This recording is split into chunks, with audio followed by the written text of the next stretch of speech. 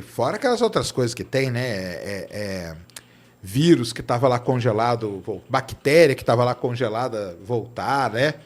Até os mamutes eles queriam reconstruir, né? Exato, os russos, na verdade, pegaram micro-organismos que estavam congelados lá há milhões de anos, levaram para o laboratório e conseguiram reviver, porque, de outra maneira, a gente vai legar para os nossos filhos e os nossos netos um clima que vai ser muito difícil a sobrevivência no nosso planeta.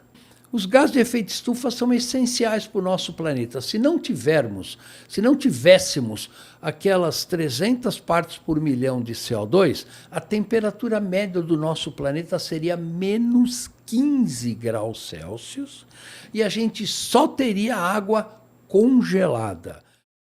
Vídeo novo aqui no canal. Antes do vídeo começar, você já desce aí, já deixa o seu like, já se inscreve no canal, para você não esquecer durante o vídeo e para ajudar a causa da divulgação científica no Brasil. Mas também nem sei se é bom não, né? Porque esse aquecimento ele tem um fator muito importante que está acabando derretendo aquele permafrost, né? Exatamente. E isso é um negócio terrível para o planeta, né? O permafrost ele tem uma grande concentração de metano, né? Armazenado lá ao longo dos últimos milhares de anos.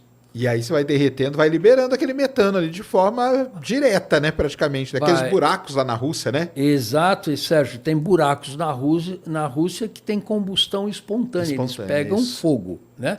E o metano, ele é um gás que molécula por molécula, comparado com o CO2, ele é 21 vezes mais eficiente para fazer efeito estufa, tá? Então, esse derretimento do permafrost e jogar bilhões de toneladas de metano na atmosfera pode agravar significativamente esses cenários que a gente estava falando, que são feitos pelo IPCC. Fora aquelas outras coisas que tem, né? Vírus que estava lá congelado, bactéria que estava lá congelada voltar, né? Até os mamutes eles queriam reconstruir, né? Exato, os russos na verdade, pegaram micro-organismos que estavam congelados lá há milhões de anos, levaram para o laboratório e conseguiram reviver estes micróbios, né? Isso é um risco enorme. Primeiro, porque esses vírus e micróbios, nós não temos nenhuma defesa contra eles, porque o nosso sistema imunológico nunca encontrou uma figura, né, como esse. Então, isso é um risco que não é desprezível, inclusive. Estão sendo feitos estudos para saber como é que a gente pode se defender, porque é inevitável que uma parcela grande do permafrost vai derreter. E esses micro-organismos podem reviver. E para o pessoal entender como que é tudo muito complexo, né, quando a gente fala de clima, né? Porque o permafrost ele derrete e ele emite metano. Além disso, ele muda o albedo da Terra, né? Sim. E isso muda também toda a parte de insolação, né? É todo um sistema que é interligado por várias diferentes variáveis, né? Que você muda uma coisa, ela altera a outra, e aquela outra vai alterando e vai alterando tudo no final, né? Porque, na verdade, o planeta funciona como uma coisa entidade só, né? integrada. Isso aí. A gente é que divide a atmosfera, o oceano, as plantas. Mas, veja, as plantas da Amazônia emitem compostos para a atmosfera. Esses compostos fazem nuvens e chuva. Essa água desce e vai para o oceano. Está tudo interligado. E nós estamos mexendo nesse sistema interligado sem saber direito o que é que nós estamos fazendo. É um risco enorme. É isso mesmo. E aí isso leva a gente a toda aquela discussão que tem, principalmente quando se fala de clima. Peraí, deu um bugzinho no microfone que você mexeu aí. Oi, voltou? Tô vendo ali, voltou. Então, isso leva a gente sempre aquele papo que tem quando a gente fala de mudança climática e tudo mais, que o pessoal fala assim, mas a Terra já foi mais quente, mas a Terra já foi mais fria. Porque o planeta, obviamente, ele tem um ciclo natural, né? Tem os famosos ciclos de Milankovitch, né? Que a gente estuda, que tem ciclos de 50 mil, 10 mil, 80 mil, são vários, né? Não é um só, né? E aí o pessoal que nega, né, as mudanças climáticas, ele sempre joga e fala assim, não, mas o que a gente está vivendo não tem nada a ver porque, sei lá, 300 milhões de anos a Terra era mais quente que é hoje e não tinha o ser humano. E há 400 milhões era mais fria e também não tinha, né? Como que a gente lida com isso? Como que explica isso para o pessoal, para eles entenderem que, embora o planeta ele tenha um ciclo natural de vida, isso aí é normal, ele tem, mas aí quando você enfia a influência humana ali, e essas coisas, quando você tira, né, que eu explico pro pessoal, a gente usa um negócio chamado transformado de Fourier, trabalhem com isso que é muito legal. Quando você tira a ciclicidade, né, porque para nós não importa a ciclicidade nesse momento. Isso. A gente não quer, a gente tira ela, aí a gente vê aquele aumento lá. Mas como que explica esse lance? Que sempre o pessoal fala, mas e aí? Como que você explica ter, sei lá quantos milhões, era mais quente, era mais frio, era mais não sei o quê? Como que é? Não há dúvida, o clima da Terra mudou, tem as eras glaciais, interglaciais, né, onde o planeta esquenta, esfria de acordo com a distância entre a Terra e o Sol, a inclinação do eixo de rotação da Terra em relação ao plano da elipse, que vai por aí afora, né?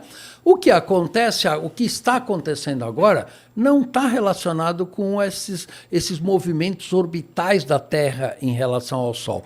Porque esses movimentos têm uma escala temporal de muitos milhares de anos, né? O que nós estamos vendo agora, nos últimos 150 anos, é de que nós estamos modificando a composição da atmosfera terrestre, né? Aumentando a concentração de alguns gases, em particular o dióxido de carbono. E olha, teve um físico sueco chamado Svante Arrhenius que publicou um paper em 1852, né, mostrando que se a gente dobrasse a concentração de gás de efeito estufa, o planeta iria se aquecer 5 graus. O interessante do trabalho desse físico sueco, o Arrhenius, né, é de que se você fizer a mesma conta hoje no supercomputador do INPE, por exemplo, você chega praticamente no mesmo resultado. E este físico sueco fez essa conta usando uma régua de calcular e antes de que existisse mecânica quântica e todo esse avanço da ciência. Então é muito interessante para mostrar que, na verdade, isso não é nada novo. A ciência sabe que aumentando a concentração de gás de efeito estufa se aquece o planeta. A gente sabe disso há mais de 200 anos. Então, essa ciência é muito bem consolidada. E a questão é, nós estamos aumentando a concentração de gás de efeito estufa através da queima de combustíveis fósseis, exploração de petróleo e desmatamento de florestas tropicais. E é do nosso interesse como humanidade zerar o desmatamento, ou seja, não emitir mais gás de efeito estufa destruindo florestas como a Amazônia e parar completamente a exploração de petróleo, porque, de outra maneira, a gente vai legar para os nossos filhos e os nossos netos um clima que vai ser muito difícil a sobrevivência no nosso planeta. É isso aí. Então tem isso, pessoal. Tem esse efeito cíclico, mas tem esse efeito em cima, porque isso o pessoal sempre fala e tal. Uma outra coisa que o pessoal também sempre comenta, né, é a parte da insolação, né, a radiação solar, né? Isso. Que chega e tal, não sei o quê, porque tem também, logicamente, que a gente está aqui, a gente vive graças a essa radiação, né? E ela também a gente consegue tirar esses efeitos, né? Quando você analisa todos os dados e tudo, né? Sim, hoje nós temos muitos satélites monitorando o fluxo de radiação solar sobre a Terra, né? A Terra recebe, em média, todo dia, 342 watts por metro ao quadrado. Essa radiação solar é a que faz a vida no planeta ter a cara que ela tem. Né? E quando a gente usa essa radiação, por exemplo, através da fotossíntese, basicamente a gente emite de volta para o espaço calor, radiação infravermelha. E basicamente o que nós estamos fazendo é aumentar o cobertor, que mantém a regulação térmica da Terra, né? E com isso nós estamos aumentando a temperatura. Importante salientar, Sérgio, de que Os gases de efeito estufa são essenciais para o nosso planeta. Se não tivéssemos aquelas 300 partes por milhão de CO2, a temperatura média do nosso planeta seria menos 15 graus Celsius e a gente só teria água congelada.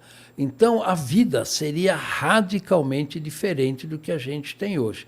Então, o problema não é a existência dos gases de efeito estufa, mas sim as atividades industriais que estão aumentando a concentração desses gases na atmosfera.